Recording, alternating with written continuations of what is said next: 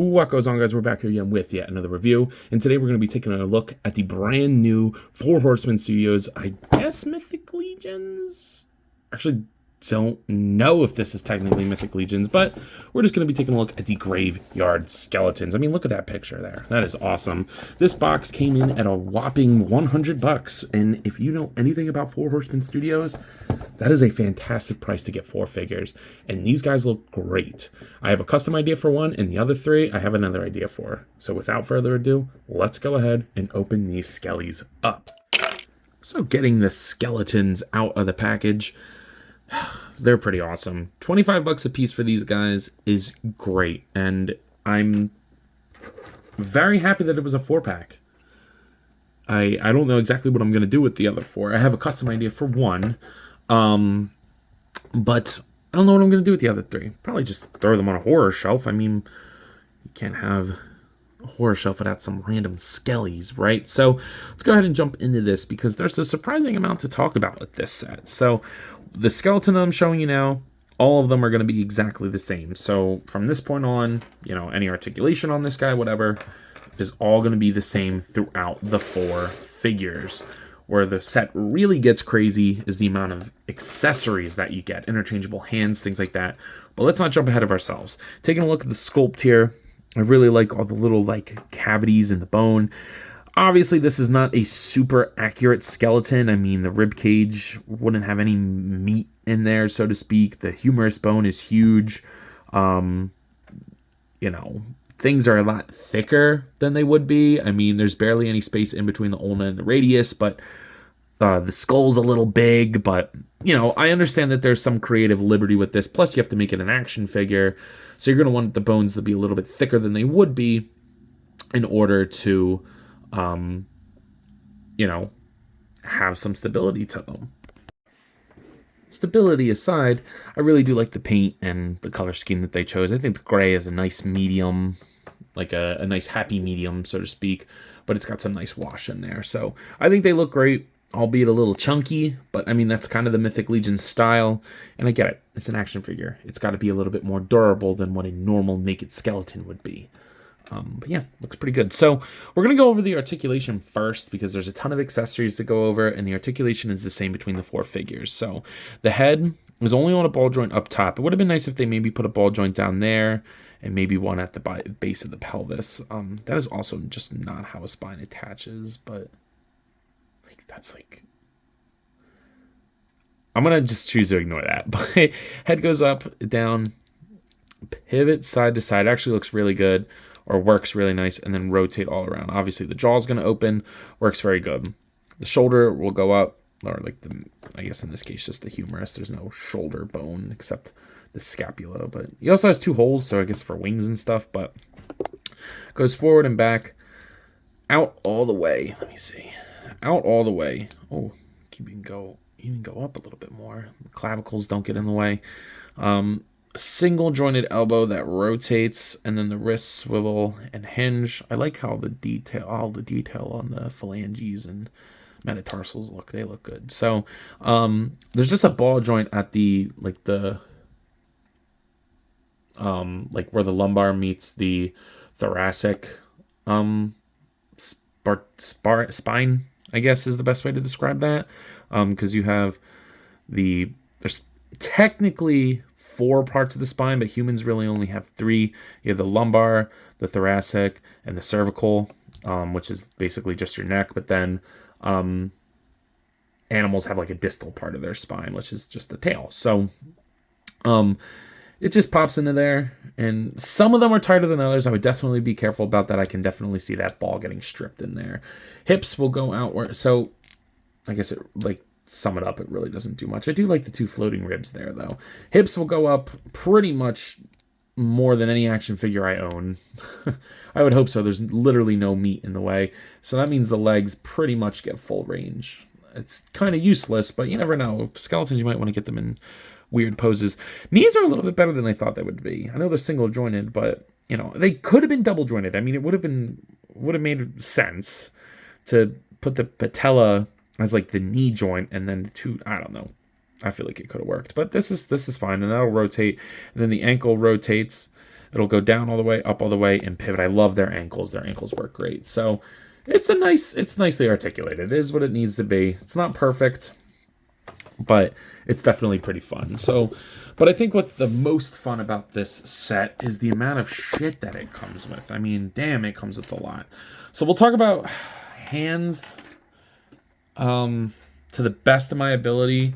So you get a pair of these, you get 2 pairs of these clawing hands, because I have, all right, so let's see. This skeleton has 2 horizontal hinge hands on him in terms of horizontal grip hands. And then other horizontal grip hands, you're going to get, because that's vertical, that's a set of vertical, horizontal. I think you get 4 full sets of horizontal grip hands. You get 4 full sets of those. You get a couple sets of vertical grip hands, so where the hinge goes forward and stuff for weapon wielding. Yeah, you definitely get a full set of the horizontal gripping hands, definitely.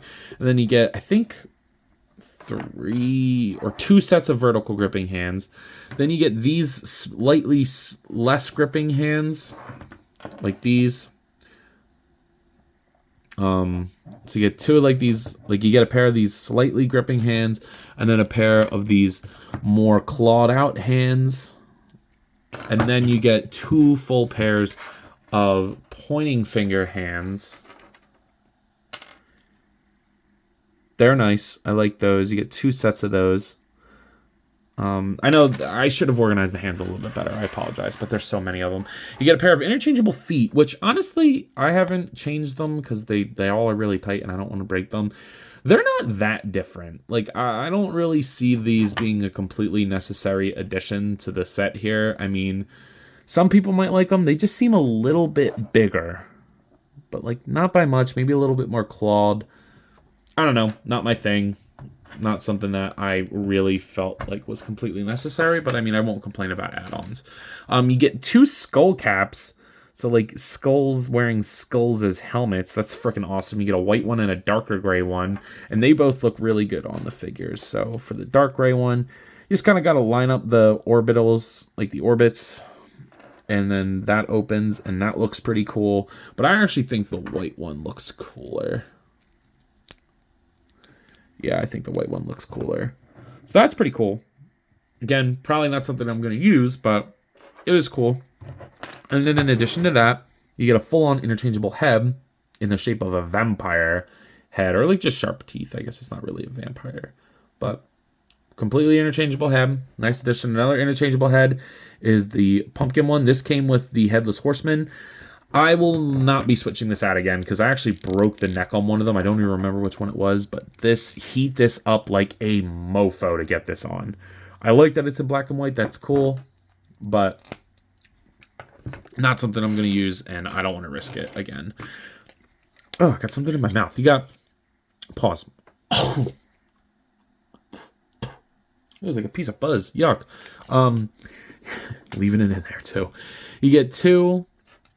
shields. These little things come off, so you plug this into the hand, and then this actually, the one has a nice snap on it, like you hear it click in.